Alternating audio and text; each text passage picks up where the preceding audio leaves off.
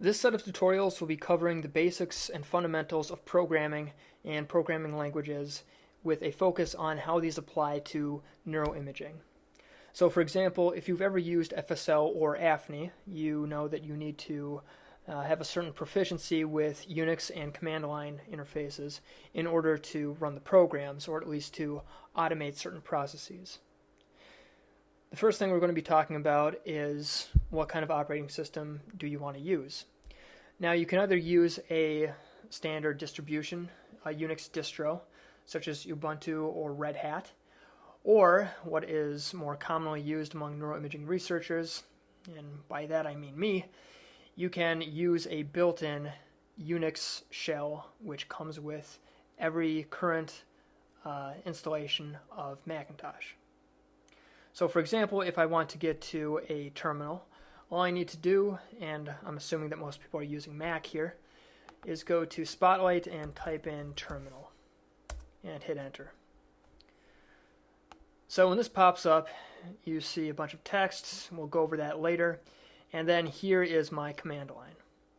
Alright, so I've formatted this. This might look different for you, but for me it is a path to my home directory, and this cursor means I can start typing. Now the basic idea of all of these Unix commands is that it operates just like any other operating system. It's just that instead of pointing and clicking, we are instead typing in commands.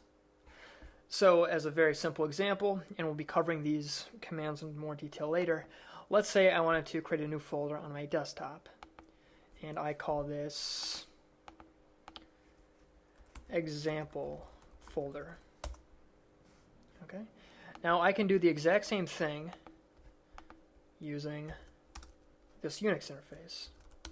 So first of all, I'm going to go to my desktop, CD, that's just like pointing and clicking to enter a new folder, and I can type in a command called mkdir, which is the command for make directory, and I'll call this example folder 2 and hit enter.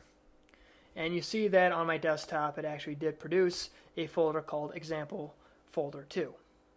So in other words, as opposed to using the mouse to point and click and then create a new folder, instead I've just typed in a series of commands within Unix which has done the exact same thing.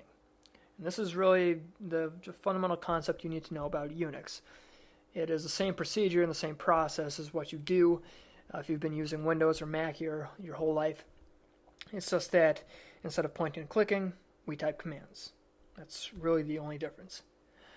So, in the next couple of videos, we are going to be going into more depth about some of the very basic fundamental commands that you'll need to know about in order to navigate around your Unix environment.